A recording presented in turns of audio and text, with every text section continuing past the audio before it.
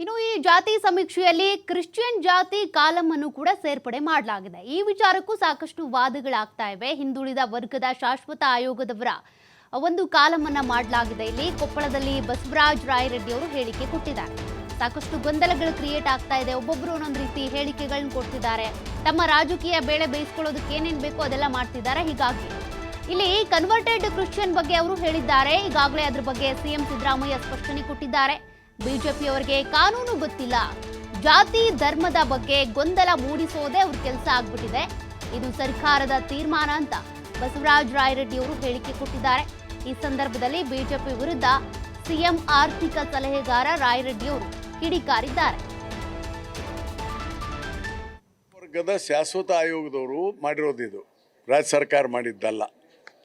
ಹಿಂದುಳಿದ ವರ್ಗ ಶಾಶ್ವತ ಆಯೋಗ ಇಟ್ಸ್ ಎ ಕಾನ್ಸ್ಟಿಟ್ಯೂಷನ್ ಬಾಡಿ.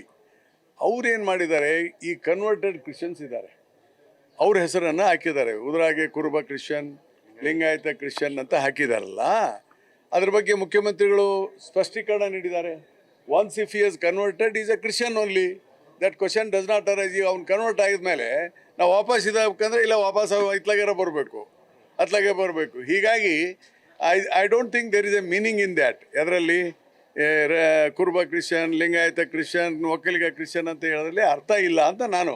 ಅದಕ್ಕೆ ಅರ್ಥ ಇಲ್ಲ ಅಂತ ಹೇಳಿದ್ಮೇಲೆ ದೇರ್ ಇಸ್ ನೋ ಮೀನಿಂಗ್. ಮುಖ್ಯಮಂತ್ರಿಗಳು ಹೇಳ್ಬಿಟ್ಟಿದ್ದಾರೆ ಈಗ ಆಲ್ರೆಡಿ, ಅದು ದೇರ್ ಇಸ್ ನೋ ಮೀನಿಂಗ್ ಅಂತ ಹೇಳ್ಬಿಟ್ಟಿದ್ದಾರೆ ಮುಖ್ಯಮಂತ್ರಿಗಳು ಸ್ಪಷ್ಟೀಕರಣ ಕೊಟ್ಬಿಟ್ಟಿದ್ದಾರೆ.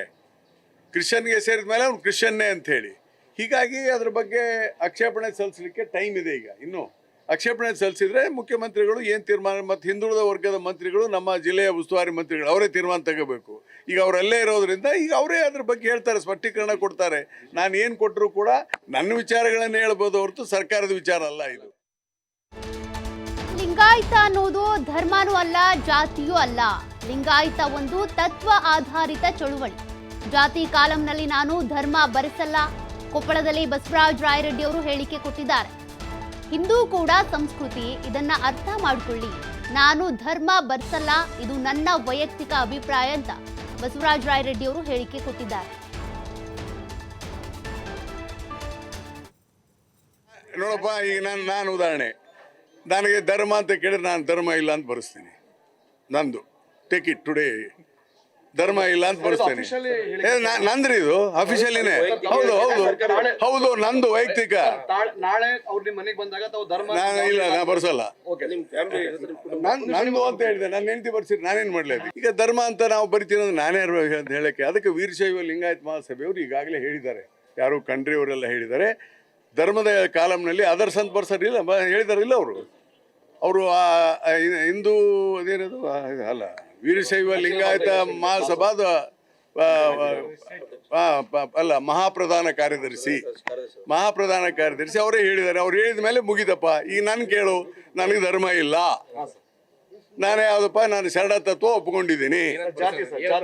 ಜಾತಿ ಅಲ್ಲ ಅದು. ನೋಡಿ ಇಲ್ಲೇ ಪ್ಲೀಸ್ ಅಂಡರ್ಸ್ಟ್ಯಾಂಡ್ ನೋಡಿ, ಶರಣ ತತ್ವ ಇವನ್ ಇನ್ಕ್ಲೂಡಿಂಗ್